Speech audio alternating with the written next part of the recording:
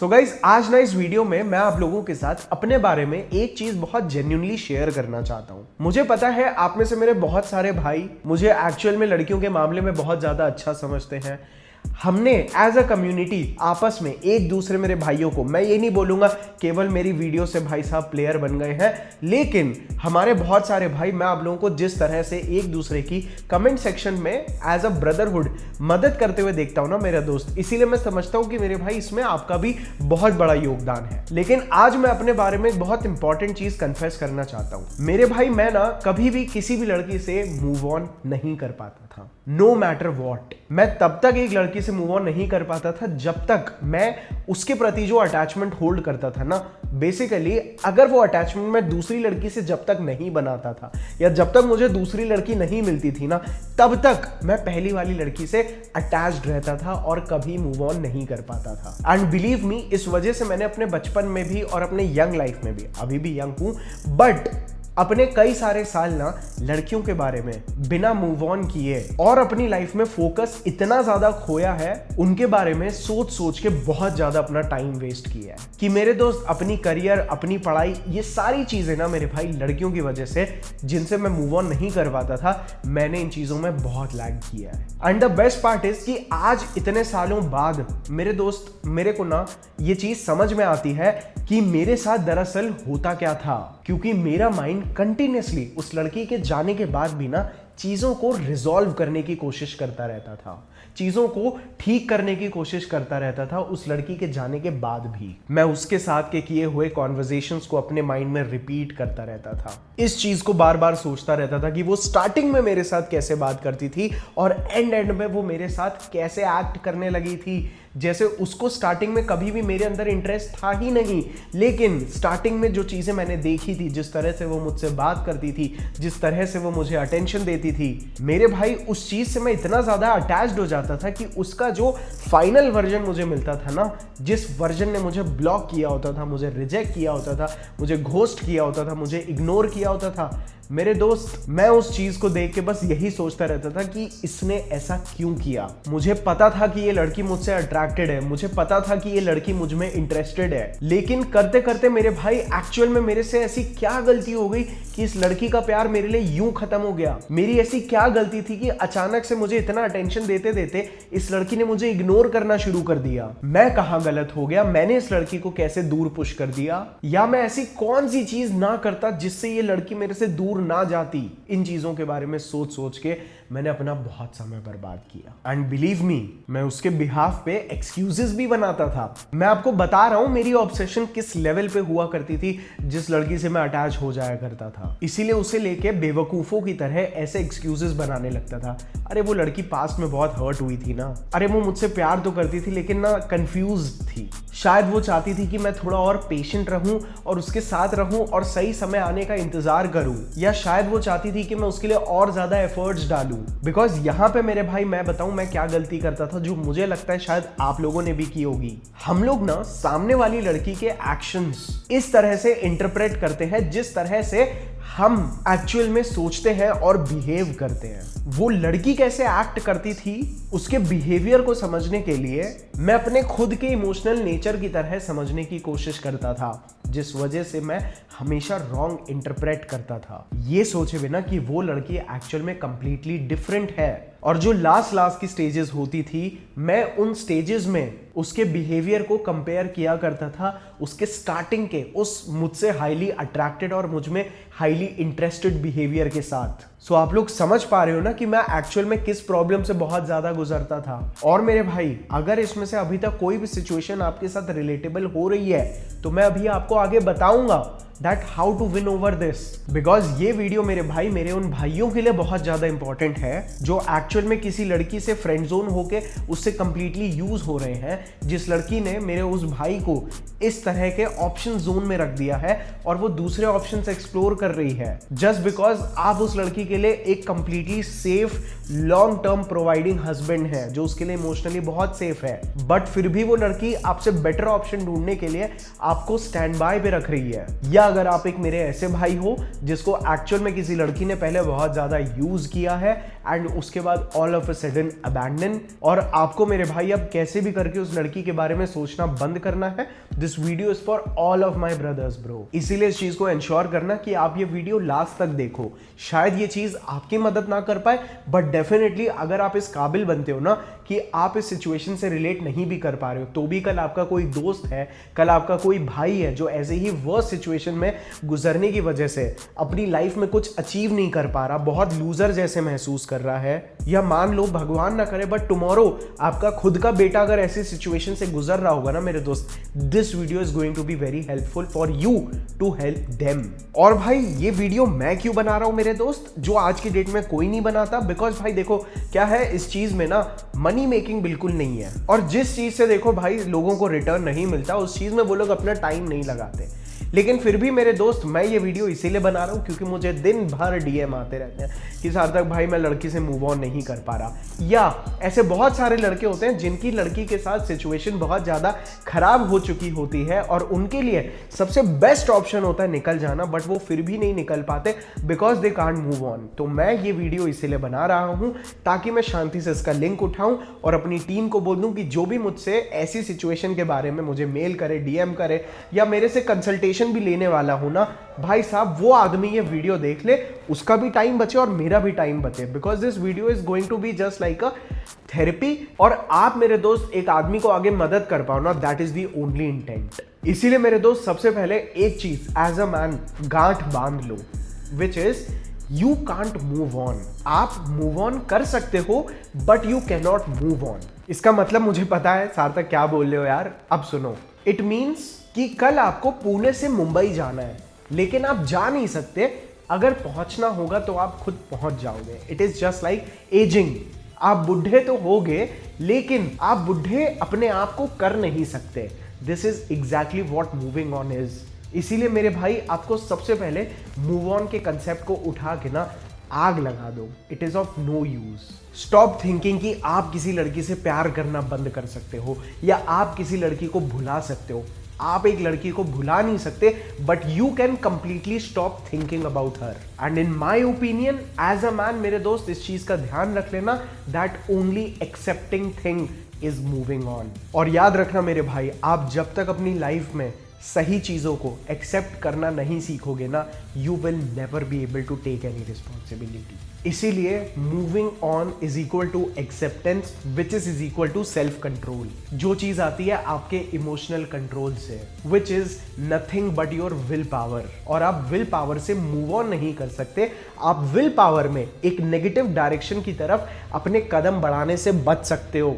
गलत कदम मतलब for example उस लड़की ने आपको ब्लॉक कर दिया है तो आप उसको अलग अलग जगहों से मैसेज कर रहे हो या उसको स्टॉक कर रहे हो, या अगर वो लड़की आपको जो आपके मतलब की चीज है वो नहीं दे रही, which is you know commitment, which is a good relationship, which is being committed to you, फिर भी she wants to use you and keep you as a backup option. इसीलिए आप उस लड़की के ऑप्शन लिस्ट में वापस जाना चाहते हो because you want that girl's attention and you want to be in that waiting list. इन चीजों की तरफ आगे बढ़ने से रोकने लायक बनो, क्योंकि ना भाई सबसे पहले अब आप इस चीज को समझो that why do you want her. And मैंने आज तक पर्सनल कंसल्टेशन में जितने भी भाइयों से बात की है, मेजॉरिटी रीजन उनका हमेशा यही रहा है कि मेरे भाई मैंने इस लड़की को बहुत ज्यादा टाइम, पैसा, अटेंशन सब कुछ दे दिया, इसीलिए अब मैं इससे मूव ऑन नहीं कर सकता। और यहीं पे वो अपनी सबसे बड़ी गलती करते हैं because now they are willing to invest even more. इसीलिए तो मैं अपने हर कंसल्टेशन कॉल के पहले ये आप लोगों को बार बार बताता हूं कि how to get your ex back या how to chase a girl, I am not going to help you in this. Because the moment you think कि मैं ऑलरेडी इस लड़की के अंदर इतना कुछ लगा चुका हूं और मुझे अब आगे भी इसके अंदर अपनी चीजें इन्वेस्ट करनी है ना, that is going to be your dumbest mistake. Because अभी तक आप जितना जल्दी निकलोगे उतना बेटर है। ट्रस्ट मी, मेरे पास ऐसे केसेस आए जहां पे बोला है भाई 1 महीना बर्बाद हुआ, वो भी रिग्रेट कर रहा है। जो 3 महीने लगा दिया वो भी रिग्रेट कर रहा है। जो 6 महीने लगा दिया, साल लगा दिया, 3 साल लगा दिए। एंड द आयरनी इज कि 3 साल वाला बोलता है कि मेरे भाई ये मुझे पहले ही साल में बता देती ना तो ठीक था। 6 महीने वाला बोलता है भाई ये मुझे पहले ही महीने में बता देती तो भी ठीक है। So basically your investment is actually fooling you. And याद रखना, after investing your attention, after investing your time, after investing your resources, do you know आप क्या इन्वेस्ट करते हो?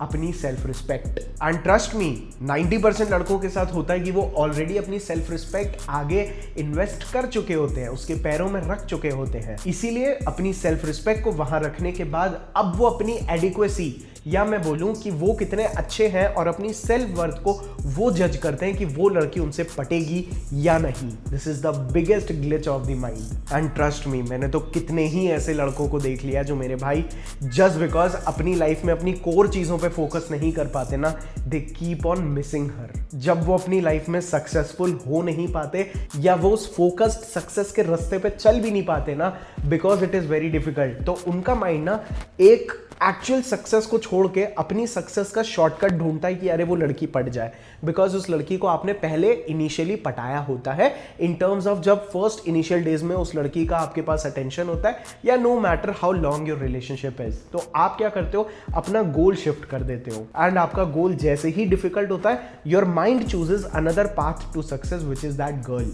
एंड ट्रस्ट मी, कितने ही घटिया केसेस में मैंने इस चीज को देखा है कि लड़की एक्चुअल में लड़के को मूव ऑन नहीं होने देना चाहती, बिकॉज वो अभी तो मजे करना चाहती है, बट इवेंचुअली मेरे दोस्त, अगर मैं आपको बोलूं कि अरे शुभम, मैंने तेरे लिए एक लड़की ढूंढी है, तू जैसे बोलेगा ना वो वैसे करेगी, तू जो बोलेगा वो तेरे लिए करेगी, तू कितना भी डिसरिस्पेक्ट करेगा वो डिसरिस्पेक्ट टॉलरेट करेगी, तू चाहे कितनी भी गिरौनी हरकत कर ले वो तुझे कभी छोड़ के नहीं जाएगी। मेरे दोस्त, this is the kind of reward आप उस लड़की के लिए बने हो, that is why she doesn't want you to move on, और वो आपको उतना उतना ब्रेड क्रम्ब देती रहेगी जिसकी वजह से आप कभी भी मूव ऑन नहीं कर पाओगे। फिर उसके बाद बहुत सारे लड़के ऐसे होते हैं जिनको रिजेक्शन एक्सेप्ट ही नहीं होता और वो उस लड़की के डिसीजन को चेंज करवाना चाहते होते हैं, which is again one of the dumbest mistake. और मेरे भाई, इन सब चीजों में आपकी कोई गलती नहीं है, आप एक बहुत हेल्दी इमोशनल फैमिली से हैं, but you just feel rejected, used और abandoned because you were abused by a narcissist, जिसने कभी भी अपनी नीड्स के ऊपर आपको रखा ही नहीं। एंड जस्ट बिकॉज हमें ऐसा लगता है कि जब उसने हमें रिजेक्ट किया उसके बाद हमारा पेन शुरू हुआ, और हमारा पेन इजीली तभी खत्म हो जाएगा द मोमेंट शी चूजेस अस। और ये तो मेरे भाई इतना बड़ा इल्यूजन है, इतना बड़ा झूठ है, that I can't even tell you, because ये चीज उस लड़की को अथॉरिटी दे देता है instead of giving you acceptance और रिकवरी। इसीलिए मेरे दोस्त, इस साइकोलॉजी का तो बिल्कुल त्याग कर देना। And trust me bro, you feel cheated, you feel ignored, you feel ghosted. मेरे दोस्त, ट्रस्ट मी, मेरे हिसाब से हर आदमी की लाइफ में this is like a graduation, and every man goes through this phase at least once इन हिज लाइफ, या मैं बोलूं every man should go at least once through this phase इन his life to understand self respect कितनी important चीज है। Otherwise ऐसे लड़के लाइफ टाइम अब्यूज सफर करते रहते हैं, अपनों से, अपने दोस्तों से, अपनी स्पाउस से, या अपनी गर्लफ्रेंड से, या बेसिकली पूरी दुनिया से। एंड बिलीव मी मेरे दोस्त, देयर वाज अ केस जो मेरे पास ऑलमोस्ट 1.5-2 साल पहले आया था, वेयर एक आदमी बहुत ज्यादा नाइस था, इसीलिए उस लड़की ने उसे छोड़ दिया। हम लोगों ने मिलकर जैसे जैसे चीज़ों को रिजॉल्व किया, उसको उस लड़की की नज़रों में वापस अट्रैक्टिव बनाया by making him a bad boy, by making him an emotionally unavailable guy, और वो लड़की उससे पट भी गई। बट राइट आफ्टर 6 months उस क्लाइंट का मुझे वापस कॉल आया, एंड डू यू नो उसने मुझे क्या बोला? अरे सार्थक भाई, मुझे पता नहीं, अब जब मैं उस लड़की के बारे में सोचता हूँ ना कि उसने मेरे साथ 1 साल पहले, यानी जब मैंने उसे वो पटा के नहीं दी थी, उसके पहले उसने उसको किस तरह से इग्नोर किया था, उसको यूज कर रही थी, trust me, he started hating her while being in the relationship. तो आपके माइंड को जो लगता है ना कि अगर वो लड़की मुझे कैसे भी मिल जाए, my life will become fulfilled, मेरे दोस्त ऐसा नहीं है। Once you become a man, you will start hating कि आपने पहले इस इनजस्टिस को टॉलरेट किया है, इस अब्यूज को टॉलरेट किया है, इस इग्नोरेंस, इस डिसरिस्पेक्ट को आपने सहन किया है। That is why it is very important कि अगर आपको वो लड़की मिल भी ना रही हो ना, then also you don't take it. एक और एग्जाम्पल दूं, ये चीज मेरे एक दोस्त के साथ हुई थी जहां पे वो लड़की उसे पसंद नहीं करती थी, बट फिर भी मेरे उस भाई ने इतने डोरे डाले, इतना गिड़गिड़ाया, इतना रोया, दैट इवेंचुअली वो लड़की उसके साथ रिलेशनशिप में आ गई। इनिशियली कुछ दिन अच्छे थे, कुछ दिन सही रहे, बट मेरा दोस्त कॉन्स्टेंटली उस लड़की के ऊपर ना एक मैस्कुलिन अथॉरिटी कभी नहीं बना पा रहा था। मैं ये नहीं बोल रहा हूँ उसे डोमिनेट करना था, but he was not feeling like he is in a relationship जहां पे एक लड़की उसकी रिस्पेक्ट करती है, बिकॉज वो उस रिलेशनशिप में आया था बिकॉज ऑफ सिंपैथी। उस लड़की ने उसे क्लियरली पहले मना कर दिया था कि मुझे तुम्हारे लिए फीलिंग्स नहीं है, बट जस्ट बिकॉज मेरे उस दोस्त को उस लड़की के लिए बहुत ज्यादा फीलिंग्स थे और वो नहीं मान रहा था, इवेंचुअली उस लड़की ने उसको डेट कर लिया। बट ट्रस्ट मी, इनिशियली हम खुश हो गए कि यार उस लड़की को रियलाइज हो गया हमारा भाई इतना प्यार करता है, हमारा भाई इतना लॉयल है। बट आफ्टर 1 मंथ उसकी हालत देख के हमें ऐसा लग रहा था कि भाई ऐसा नहीं होना चाहिए था। Do you know why? Because वो अपनी वीकनेस को एक्सपोज कर चुका था, जिस वजह से that girl was never able to respect him. और यहाँ पे वीकनेस कौन सी वाली बात हो रही है? Lack of self control, lack of masculine authority, lack of self respect, जिस वजह से वो रिलेशनशिप में आने के बावजूद उस लड़की के साथ कंसिस्टेंटली लोनली फील करता था। एनी टाइम उसने उस लड़की के रिलेशनशिप में आने से पहले सोचा था ना कि वो ऐसे करेगी, she will fall in love with me, but मेरे दोस्त words never changed anything. It was just one statement, हाँ मैं तुम्हारी गर्लफ्रेंड बन जाती हूँ, but their actual relationship never changed. जिस तरह से उस लड़की की गर्लफ्रेंड बनने से पहले वो लोनली फील किया करता था, वो रिलेशनशिप में आने के बाद भी वैसा ही फील करता रहा। ही बिकेम मोर पॉसेसिव, वो और ज्यादा सस्पिशियस बन गया और ज्यादा इनसिक्योर हो गया। एंड कई बार तो मैंने देखा है कि उस लड़की ने उसको, क्योंकि उसके माइंड में उसको पता चल गया था कि अब उस लड़की को खोने का डर और भी ज्यादा है ना, वो कई बार इस चीज को लेवरेज भी कर लेती थी। कंसिस्टेंटली दूसरे लड़कों के साथ बाहर जाना, ये करना, वो किसी चीज को ना बोल ही नहीं पाता था, जिस वजह से their relationship was entirely effed up. So इसीलिए एक लड़की ने अगर आपको एक बार बोल दिया that she is not into you, मेरे दोस्त जस्ट लीव। अगर वो लड़की कंफ्यूज्ड है, जस्ट लीव, इससे पहले कि वो आपको दूसरे लॉजिकल रीजंस की वजह से हाँ बोले कि मेरे बॉयफ्रेंड की इस लड़के के पास स्टेटस है, अच्छा दिखता है, जिम जाता है, पैसा है। Before she sees any of that, leave her, otherwise you will be used. And the worst part now, जो कहीं ना कहीं आपको मेरे इसके पहले वाले वीडियो की याद दिला देगा, दैट अब वो एक लड़की को इतना चेज किया, इतना चेज किया, इतना सोचा कि अब अगर उसके सामने एक अच्छी लड़की आ भी जाती है ना, he is not feeling attracted to her. वो लड़की उसे बिल्कुल वैल्यूएबल नहीं लग रही, just because she is automatically attracted to him. और अब उसका बिहेवियर पता है कैसे बन गया? जो लड़कियां बैड बॉय से अट्रैक्ट होती है ना मेरे दोस्त, जस्ट लाइक दैट, जस्ट इन a man's body, he likes to chase, because उसको चेज में ही वर्थ दिखती है सामने वाले इंसान की। हाउ डम एज अ मैन। और मैं ये नहीं बोल रहा हूँ दैट स्टॉप लविंग मेरे दोस्त, मैं ये चीज कभी नहीं बोलूंगा दैट कंप्लीटली बिकम हार्ड। पहले मैंने बोली है, but now I will say अपने अंदर की अच्छाई को जगा के रखो, अपने अंदर की अच्छाई को बना के रखो, इनफैक्ट उसको और ज़्यादा रिफाइन कर दो। वो लड़की आपको हर्ट करके अब और ज़्यादा आपकी पर्सनैलिटी को डायनेमिक बना गई है। You are a good boy who has turned bad also. अब आपकी पर्सनैलिटी में दोनों एस्पेक्ट्स हैं। You can be a man जो अब डिसरिस्पेक्ट को टॉलरेट नहीं करता, नेगेटिव बिहेवियर की तरफ सेटल नहीं होता, एंड एक लड़की की तरफ से सही बिहेवियर आने पे ही is okay enough to be vulnerable इन front of her without fearing losing her. मेरे दोस्त, इससे बड़ी पावर एज अ मैन एक आदमी के लिए कुछ नहीं हो सकती। सो अगर आपको कभी भी किसी लड़की से मूव ऑन करने में प्रॉब्लम हो रही है ना, और मेरे पास जितने भी ऐसे भाई आते हैं जो मेरे से कंसल्टेशन लेते हैं या क्लाइंट बोले, मेरे भाई, मैं उनको एक ही चीज़ पूछता हूँ कि यार उस लड़की ने तुम्हारे लिए क्या सैक्रिफाइस किया और तुम्हारी लाइफ में क्या कंट्रीब्यूशन लेके आया। जस्ट बिकॉज वो लड़की टाइम पास करना चाहती थी तो वो तुम्हें सही ट्रैक पे नहीं डाल रही थी, या उसको कोई फर्क नहीं पड़ता था तुम अपनी लाइफ में किस ट्रैक पे हो, तो मेरे दोस्त this is the worst you could have done. अगर एक लड़की आपकी लाइफ में कंट्रीब्यूट नहीं कर रही है, आपको बेटर बनाने में, अपनी लाइफ को आपके साथ एटलीस्ट बेटर नहीं बनाने के पीछे है ना, you are just feeding your fantasy. और ऐसी सिचुएशंस में जहां पे आपको पहले भी कुछ नहीं मिल रहा था, आपको केवल और केवल होप की दम पे अटका के रखा गया है मेरे दोस्त। और एक चीज मैं ऐड करना चाहूंगा मेरे दोस्त, जो चीज़ मैंने भी अपने पास्ट वीडियोस में बोली थी, दैट उसको दिखा दो भाई तुम कौन हो, उसको रिग्रेट फील करा दो। नो भाई, अगर आप अपनी सक्सेस के थ्रू उसको रिग्रेट फील कराना चाहते हो ना, that means you are still chasing her validation and attention. अगर आप जिम जा रहे हो, अपने ले जाओ। अपनी लाइफ में सक्सेसफुल बनना चाह रहे हो, make sure that it is for you, not with an intent कि वो आपको लेकर रिग्रेट करेगी कि यार ये आदमी तो ऐसा बन गया। Otherwise all of these things are going to be completely meaningless for you the moment you achieve them. And इन चीज़ों को अचीव करने के बाद you will find yourself again chasing her approval, trying to reach out to her once again. उसको वापस call message करने की कोशिश करना, उसको दिखाने की कोशिश करना कि look who I am now, तूने क्या रिजेक्ट किया। That is the most dumbest thing you can do to get motivated via her, because somehow आप अभी भी अपनी फैंटेसी और उसके अंदर इन्वेस्ट कर रहे हो by doing this।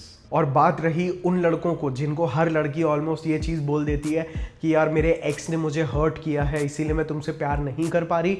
मेरे दोस्त, वो लड़की इमोशनल अनअवेलेबिलिटी नाम की डिजीज से अपने एक्स की वजह से इन्फेक्ट हुई। अब आप उसके लिए इमोशनली अवेलेबल थे बट उसने आपको एक्सेप्ट नहीं किया, तो मेरे दोस्त अब आप इमोशनल अनअवेलेबिलिटी और डिस्टेंस से अट्रैक्ट होने लगोगे। इसीलिए stop getting infected even if you have got infected with feeling attracted to emotionally unavailable girls जो आपको भाव नहीं देती। मेरे दोस्त, understand that you are a man. आप उन लड़कियों की तरह अपनी लाइफ में बेस्ट पार्टनर वाला गेम नहीं खेलने आए हो।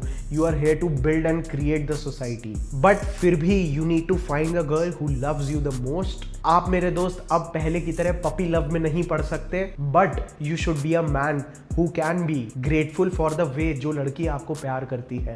And trust me, that is going to be your biggest win by getting a girl who's completely obsessed to you and who loves you। और भाई लास्ट में मैं कुछ चीज़ें आपको क्लियरली बताना चाहता हूँ कि स्टॉप टेलिंग योर माइंड कि अब अगर मैं उसके पास जाऊँ विल शी एक्सेप्ट मी। हो सकता है वो मेरा इंतज़ार कर रही हो and she might be waiting कि मैं उसे मैसेज करूँ या कॉल करूँ। None of this is true bro. आप उसके बारे में जितना सोचते हो, she doesn't even think about you that much. I am sorry, मैं आपको एक हार्ड पिल दे रहा हूँ, but we also don't want her to think about us. And इस चीज़ को मैं बहुत अच्छी से एक्नॉलेज करता हूँ that your life is going to be more difficult now. आपके लिए फोकस करना बहुत ज़्यादा मुश्किल होगा।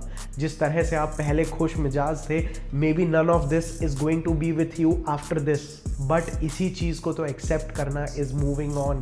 आपकी लाइफ अब पहले से ज़्यादा इमोशनली डिफिकल्ट हो चुकी है, accept it. That is the actual real challenge, जहाँ पे अब आपके लिए फोकस करना बहुत डिफिकल्ट है, बट यू स्टिल फोकस। क्योंकि अब जब आप फोकस करना सीखते हो ना, it is way more productive than it was before. Because उस लड़की ने आपके अंदर की सॉफ्टनेस, इमोशनल अवेलेबिलिटी का फायदा उठाया था, and now you hate that older version of your self. मेरे दोस्त, याद रखना कि आप अपने अंदर की उस सॉफ्टनेस को कभी मत खत्म होने देना। अदरवाइज जो लड़की एक्चुअल में आप डिजर्व करते होगे, who is completely feminine and in love with you, आप उसको कभी चेरिश नहीं कर पाओगे। आप बस इस इंसिडेंट के बाद अपनी मैस्कुलिन एनर्जी को पहले से ज्यादा इंप्रूव करिए, विच is nothing but your logical analysis.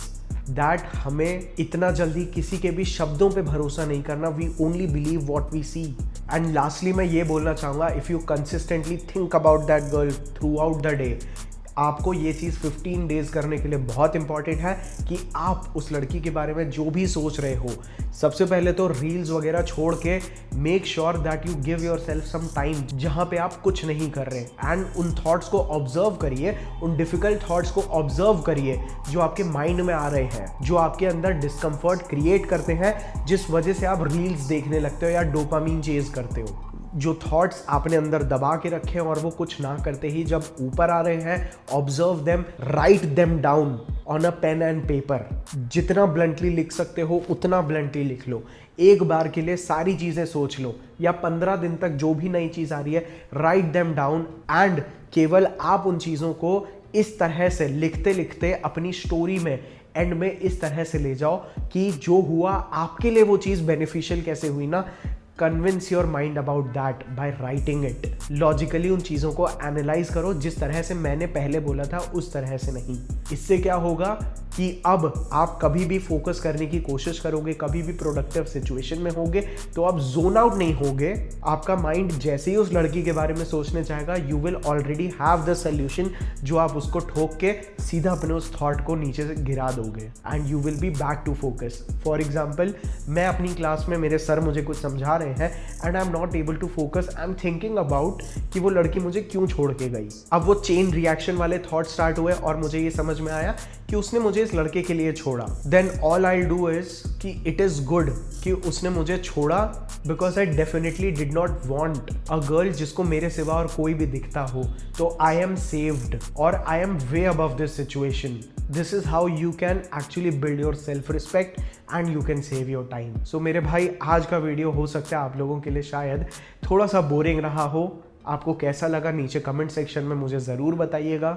And अगर आप मेरे साथ कंसल्टेशन कॉल बुक करना चाहते हैं, if you are looking for your marriage, अगर आप मैरिज वाली प्रोसेस में हैं या अगर आप एक D2C में कोई ब्रांड बिल्ड करना चाहते हैं, मार्केटिंग स्ट्रैटेजी, ब्रांड पोजिशनिंग, ऐसी चीज़ों के बारे में मुझसे बात करना चाहते हैं, then feel free to check the link below. I will see you all in my next another video next week. I love you all. Bye.